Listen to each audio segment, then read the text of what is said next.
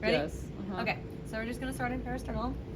And now, since we don't have to take any of the like initial images, you don't have to start out with an increased depth or anything. You can just go straight to the point.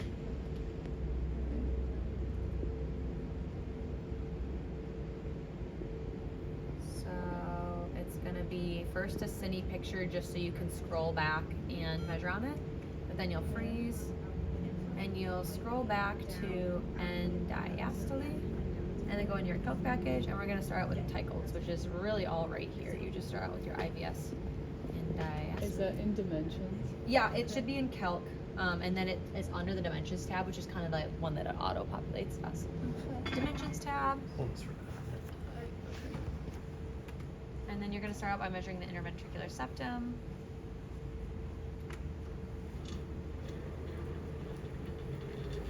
Down to the posterior wall, you measure the internal dimension, and then you measure the posterior wall, which should be right around the same thickness as your septum, so you can kind of gauge the accuracy of your measurements based off that. And then while you're here still too, this is something that we could do from Zoom, but it can be very traditionally done from this picture. It also measured the aortic root diameter, which is also at end diastole is when it's its largest. And I learned to go from leading edge to inner edge. That is something that is really highly debated, but if you can argue why you're measuring what you're measuring, I'm happy to hear it. So then you just print a still image. That's all we need from end diastole before we click out of our pointer and then scroll forward to the same cycles end systole. Great, both valves are closed. So you go back into your calc, and then you're going to go into the IVS again. I'm not measuring all the way up here because I can see that the line of this follows this bright line. This up here is starting to be the RV. So I'm measuring the interventricular septum when it's its thickest, and then I'm taking it down to measure the internal dimension. And I can see the same thing with the posterior wall here. This looks like the entire posterior wall. The rest of this is like chordae tendineae. So posterior wall, and again, it thickens to be about the same.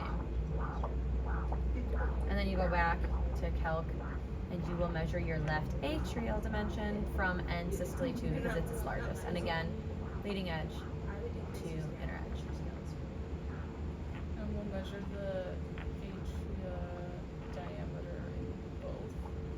And Nope. diastole and systole, or You measure the just aortic root diameter in and diastole, and the left atrial dimension in end systole.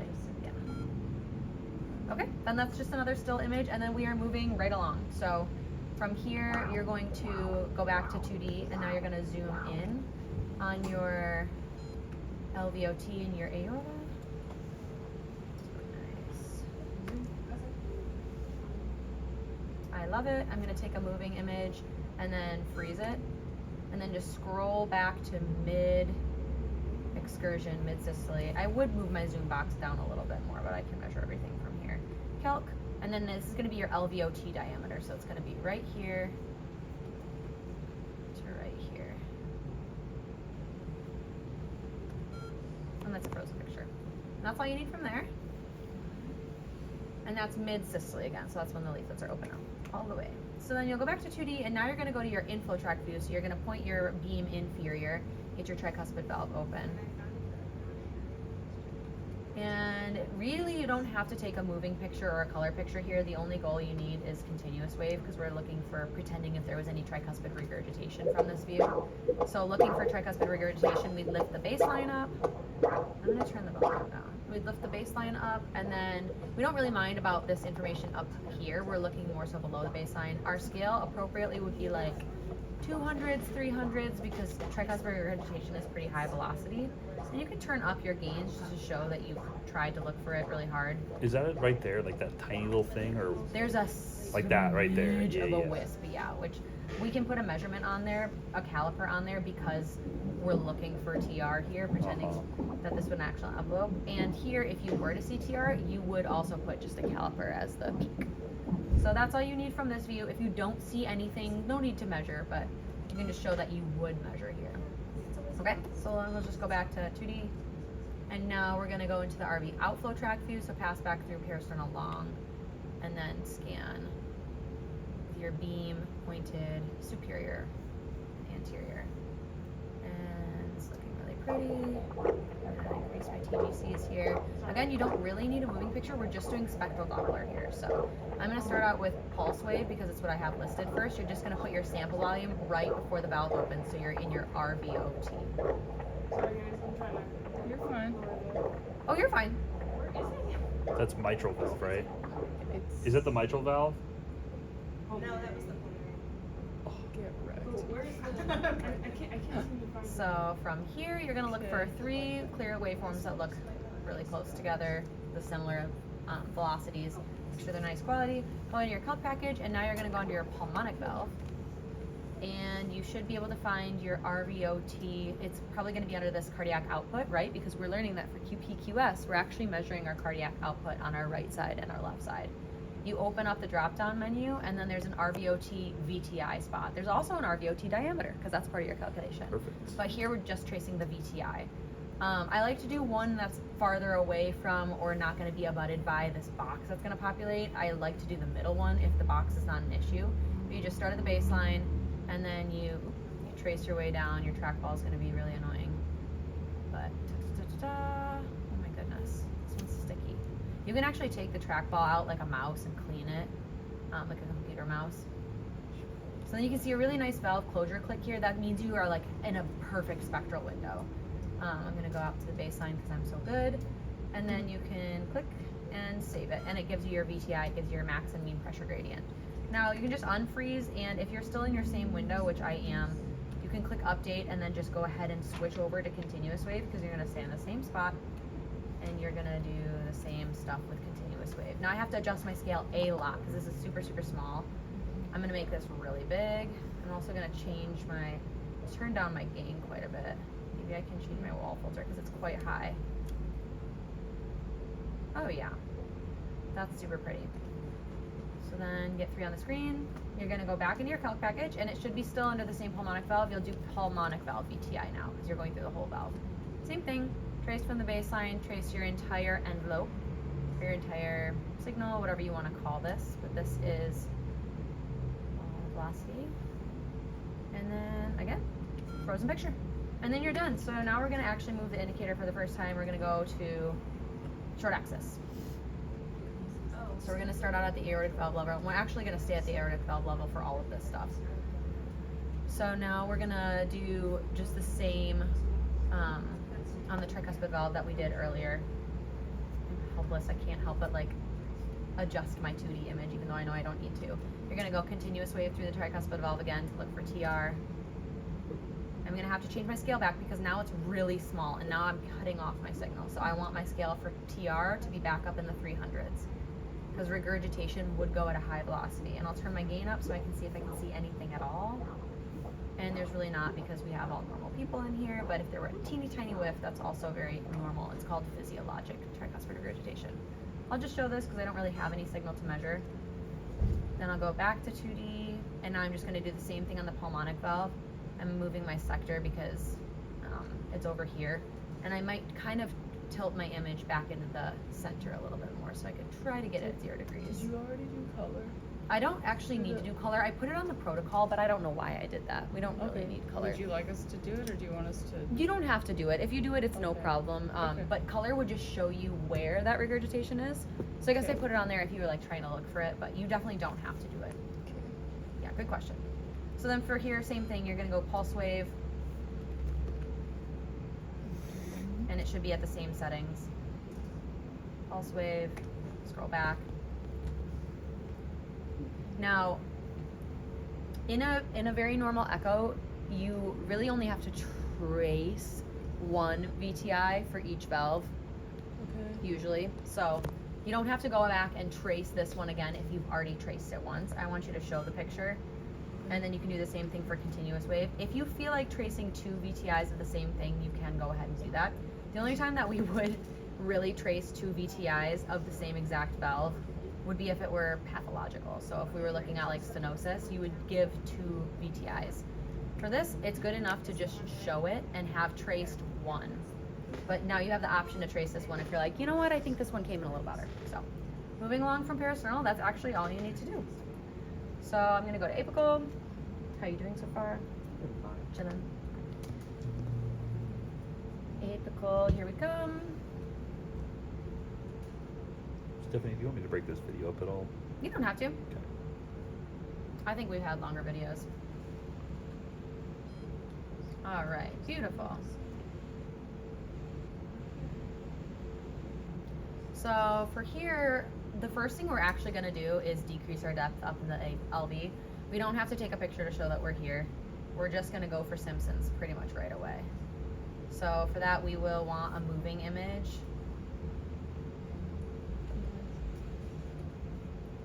And then we'll freeze it, and we'll scroll back, and we'll make sure we like both our end diastole and end systole. And I do like both. We'll start at end diastole, go into our calc package, and then under the EF and volume tabs, you're gonna be able to find your Simpsons is like the first thing that's listed most of the time. So I'll start apical 4-chamber diastole, and then for this machine, we put a point at each of the annuluses, and then another point at the apex, and from there you can adjust it, because there's a lot of adjusting that needs to happen this one. My way over here. Do you know how to do sweeping adjustments on this one, Stephanie? Yeah, if you go further out, Yeah. you are able to adjust more at a time. I'm kind of nitpicky and I like to do one at a time, but if you see one whole wall that's like, oh dude, that whole thing needs to come in, you can go further out with your cursor. Super helpful. It's so nice, yeah, especially if the whole thing is messed up, but I'm kind of a creature of nitpick. So this is just gonna be a still image. You're just gonna print this, and then you'll get your pointer out of the way, and now scroll forward when you're done with your measurement. And make sure you're at end systole, go back into your calc. Again, now you're gonna pick apical 4, systole, annulus, annulus, apex. Now this guy.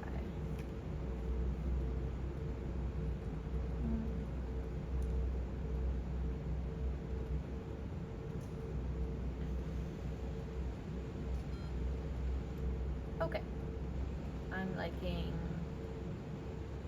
that. So I'm gonna take a printed picture, and then I can kind of just return to normal depth, because the next thing we're gonna think about is the mitral valve. We've got continuous wave mitral valve, so you can just get your Doppler ready, put her right through that valve, and we're gonna look for two things here. We're gonna look for inflow of the mitral valve, and then we're also going to look for MR.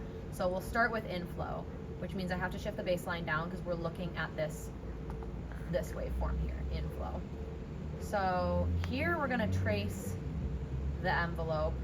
I'm gonna change, oh, my wall filter is already low. Lovely. Okay, so listen to the volume.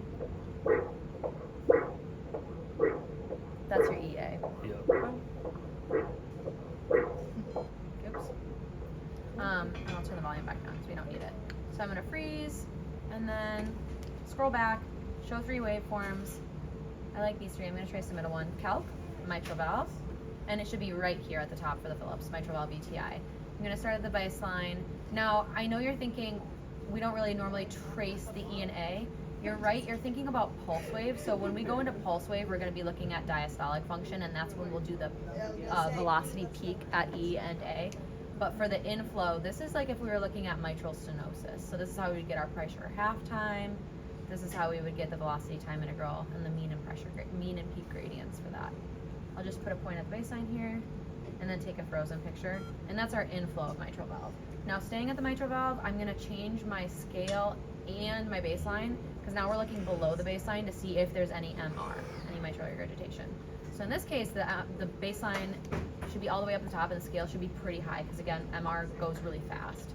There is no MR for us to show, but we'll just say that we looked. Okay, now staying on the mitral valve, we're gonna go switch over to pulse wave, which I'm gonna go back into 2D so I can make sure I'm aligning my cursor with the leaflet tips. Right at the leaflet tips, pulse wave, and again, we have to go baseline. Now this is when we're gonna do a peak E and A and decel time.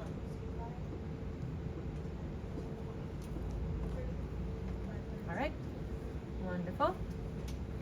So I'm gonna go back to calc. It's under mitral valve. And then it should be down here under this package EA mitral valve. Start with peak E. It's gonna go at the top of the waveform there. A. Top of the waveform there. And then decel time. And that's just gonna be from the top of the waveform down to the baseline following the slope here.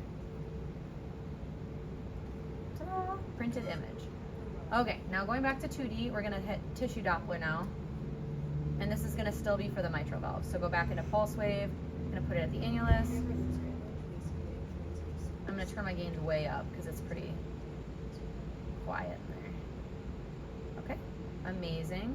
So now I've got my EKG on, so I can definitely tell where the E and the A wave are. That's really important. And The A is immediately before the QRS, right? sorry? The Oh yeah, the A A is is immediately before the before QRS. QRS, Yep, yeah. exactly. So that's why normally people would be like, oh, well, I know the A is, or the E is taller, or the E is deeper than the Oh, A. yeah, That's not not true. always true, right? You could have pathology. So for this situation, for all intents and purposes, I am just gonna have you put a caliper on. I know that this has the tissue Doppler, and you have this E prime spot, but I don't think you do on the other machines. So for all intents and purposes, just go ahead and put a caliper at the peak where the E velocity is, because it's just measuring velocity anyway. So on freeze, I'm gonna update my picture because I know I'm still in the same window, and just pull this over to the septal annulus and do the same exact thing. So change my scale to make it really nice and big and beautiful. 2, 3. Oops.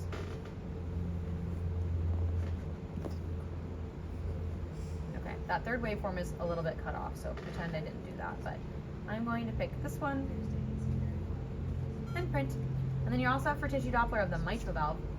Now you're going to kind of move your way over toward the left of the screen, and you're going to go into 5-chamber anterior tilt. Open up that aortic valve, and then you're going to go right away. You can just go right into continuous wave. And you're just going to put it right through the valve. Did you do the zoom on the LA? I forgot. measure- No, I didn't. Thank you so much. That's Okay. no worries. I lied. We're not going into anything else yet. We're staying in apical 4-chamber. We're just going to zoom in on the left atrium and trace the volume there. Hello. Okay, so I'll take a moving picture just so I have one to come back to, and then freeze it, and then go end systole, so it's its biggest. And then you can go into your calc package, and this should also be under EF and volumes. This will be under LA volume, so apical 4-chamber. And you start at the mitral valve annulus and just kind of work your way down and around. This right here is the pulmonary vein. This is your right upper pulmonary vein.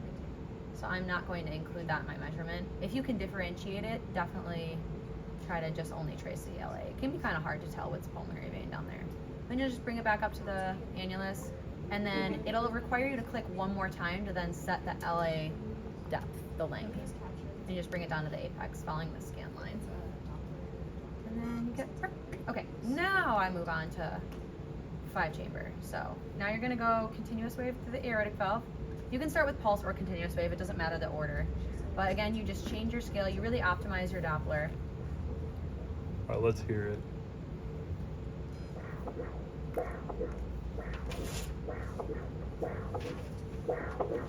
Whereas, What's that second sound? let me hear.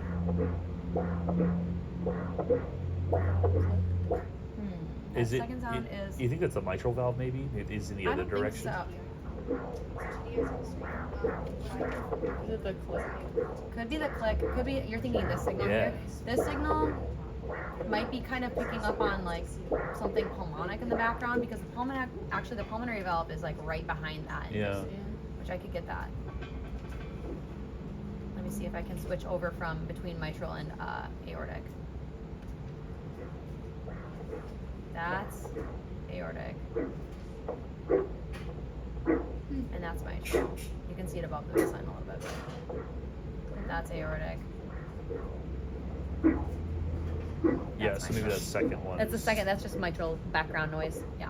Oh, it's mitral back, not I pulmonic think it's background. I think it's mitral background noise, because Yeah. the pulmonic would be happening at the exact same time. Exactly. I don't know why That's- I said that. No, you're but- good. That's what I was wondering. I was trying to think why it would show up below the baseline, but a lot of the time what you see below the baseline is crosstalk and like mirror imaging artifact. Doppler is super sensitive to artifact.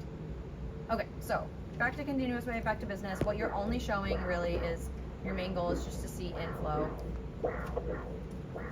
through the aortic valve. And I like all of those. So I'm gonna go in my calc package, I'm gonna go into aortic valve now, and it should already be there. And you're just gonna go, hello, where are you? AVA, it's probably gonna be under AVA, which is aortic valve area, VTI. And this will be your AV VTI. Trace one. And again, you're only responsible for tracing one per valve that we look at, so don't worry about having to trace a million times. Trace just this one, and then you'll just show another one. So you can click in the frozen picture, and then you're done with that. And now you're going to put your pulse wave cursor right in the LVOT, right proximal to the valve, and you'll optimize for this. I might turn off my wall filter. I take it back. I liked it the other way. Scale.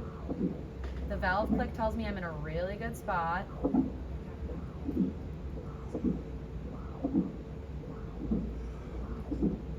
Okay, I'm gonna scroll back.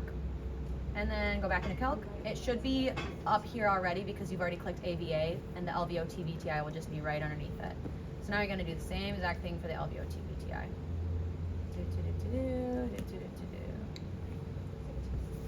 It's fine. And then frozen picture. And now you're gonna move along to the tricuspid valve. So for this view, sometimes I'll go a little bit more lateral to try to get it to line up really, really nicely. I'm gonna just pop out the little dropout window for you. I will let you know, but I think actually it's pretty perfect. You have a really good apical. All right, very nice. So I don't need a moving picture or anything. I'm just gonna go ahead and do continuous wave through the tricuspid valve. Line it up. And I'm going to increase my scale to, again, like 250, 300, 320. Get as much gain up without it being like too noisy and terrible. Again, I don't see anything that's worth measuring, and I already put one caliper on a TR, invisible TR, so I'm just gonna show it. But then onto your other measurements, these are gonna be your RV systolic measurements. Now you're gonna go in and do some tissue Doppler, pulse wave, and you're gonna pulse the lateral annulus right here. So you're gonna put your sample volume right about here. And now I'm gonna increase my scale to show we're looking for the S wave, which is the motion of the annulus in systole, and it's gonna be above the baseline. I'm getting a bunch of noise because I'm kind of trying to get the perfect annulus picture, but I'm getting a little bit of chamber stuff.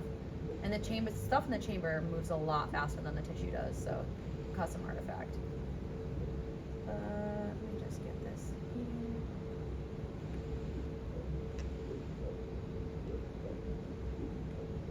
There we go.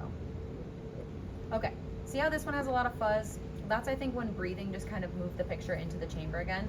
I'm gonna scroll back to these. I believe this is the S wave more than I believe that is because that's really fuzzy. So again, caliper here will do just fine because I don't really know what your tissue Doppler has in its package. So I'm just gonna print a caliper right there. And that's the S wave. Yep, that's the RVS prime. So that's the S wave, and it's happening in systole when you line it up with your EKG. Okay, and now I'm gonna go ahead and do TAPSE, which is gonna be an M mode measurement. So M mode, right through that same place in the annulus, update. And what TAPSE is gonna do is measure, oops, I'm doing my 2D game right now, is gonna measure the plane excursion. So it's gonna be wall motion. So I'm gonna freeze and I'll show you where I would measure for that. Now what we figured out on both machines, I'm pretty sure, is the best caliper for this because again, I don't really think that you got TAPSE in your package. I really like time slope on the Philips machine, and I think time is the one on the GE. So you just start at the baseline, or the, I'm sorry, I keep saying baseline. You start at the lowest point of wall motion, and then you go up to the highest point, this peak, and you follow the same bright line the entire way up. There you go.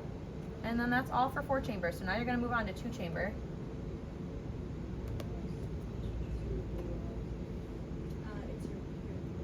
Rotate on in, really pretty. I'll take a decreased depth picture first for Simpsons. It's gonna be a moving image. Who said you had hard apicals? Did somebody ever say that, or am I making that up? I'm pretty sure that the Bopart was saying that like April or something. Well, maybe it's just because they were still new. You have really, really good, easy apicals, I will say. So you'll go back into your volumes. This is going to be your 2 chamber. These are the only ones that don't have values in them too, so it's pretty easy to pick them. You go annulus, annulus, apex. And this one I will kind of move this entire wall segment out because all of this needs to come. Two.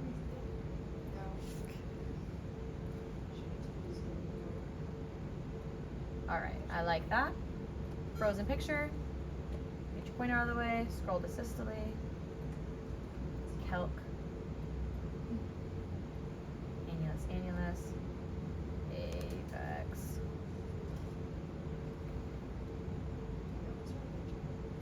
Hmm? Okay, I thought I grabbed more than I wanted, but actually that's good. So beautiful, you can take a printed picture of that, and I got an EF of 62%. Beautiful, normal, perfect. You rock, never change. Okay, now I'm gonna go. Don't ever get old. Don't ever get old. Don't get sick. I'm going to now go in on your LA volumes, and so you'll just kind of have to adjust your depth so that you can see the entire LA. You'll zoom and optimize, optimize, optimize. Moving picture and freeze. Thought I froze it perfectly on Systole, but go back into calc, volumes, and again your apical tooth chamber won't be filled out yet, so you'll start at your annulus. You trace down. You can't really see pulmonary veins from this picture, so it's a little bit easier. And then set your depth, and then print. And now you can move on to 3. Okay. So there aren't really any two-dimensional tracings that you need to do from here. You're just going to do, oh shit, we're over here. You're just going to do a continuous wave of the mitral valve, and you're going to look just below the baseline. You're not really going to get your inflow from here. You're just looking below the baseline for mitral regurgitation. And since we already looked, we're just going to show there is no mitral regurgitation. We're going to do continuous wave and pulse wave of the aorta, and then we're done. Aortic valve is what I meant to say. Where'd it go? And for these ones, you don't need to trace because you already traced. If you want to trace on your second one, that's totally fine. You can show the first and trace on the second. I like to trace on the first and then show my second, so it feels easier later on. There you go. And then you can switch over to pulse wave. Again, make sure that your cursor is right before the valve opens. Super pretty. Oh, I like this one a little bit better than I like my first one. That's okay. Print it. And then you are all set for apicals. You can just move on to subcostals. Now, there aren't really measurements to take from subcostal. There are a couple to take from suprasternal notch, but you can just go ahead and rest your arms by your side. If you want to, you can put your feet up on the bed. Oh, yeah. Yeah, that's it. Relax the belly a little bit more. This should be pretty quick. I'm just having you repeat these images for the sake of muscle memory because I know we have less practice with subcostal and suprasternal notch than we do with the other windows. So, it's going to be right on your belly.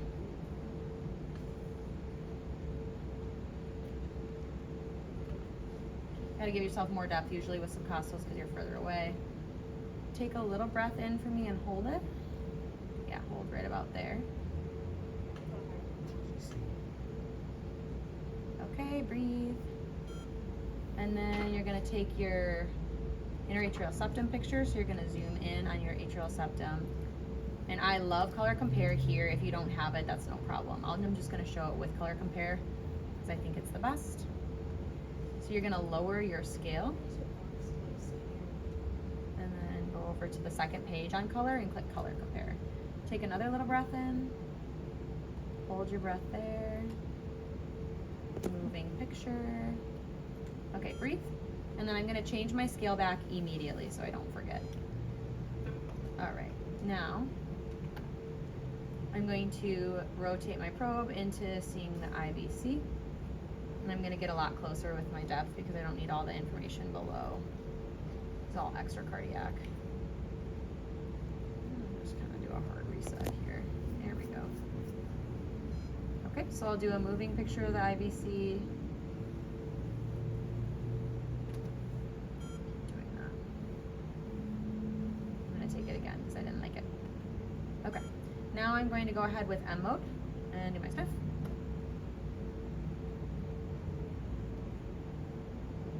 What is going on with the gains on M mode? Jeez. Okay, when you're ready. ready, just do a little sniff into your nose. Nice.